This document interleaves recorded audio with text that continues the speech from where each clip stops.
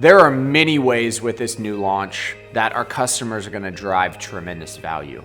One is with each dimension of the consumer's identity, we believe quantitatively that on emails, on phones, on IPs, on devices, on PII, we have the best individual solution across each of them.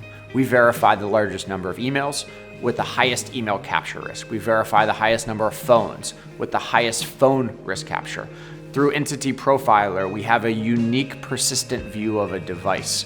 We have a graph where we're tracking across 2,100 customers, attacks at scale. Bringing all of these pieces together as a one-of-one solution, that is really how we're delivering over 99% fraud capture. This ability to solve for near 100% of fraud is an enormous revenue driver for some of the largest institutions, some of the largest enterprises, as well as when we look at some of the public sector use cases at the state and federal level. This ability to deliver inclusive, unbiased yeses to the largest number of good consumers with little friction is very transformational when we look at some of the benefit programs and trying to get funding to folks in need.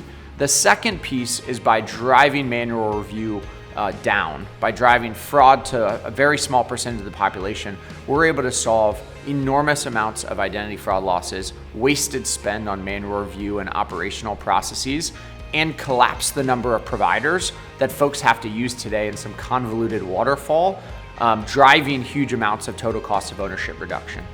All of this in totality, we generally are targeting greater than 10, oftentimes 20 times or more ROI for the investment in Socure. And so when I look back at what this team has accomplished over the last decade, it's iterating and iterating and iterating on the features and types of models that we're utilizing to really solve and be the first to solve verifying 100% of good identities and completely eliminating identity fraud.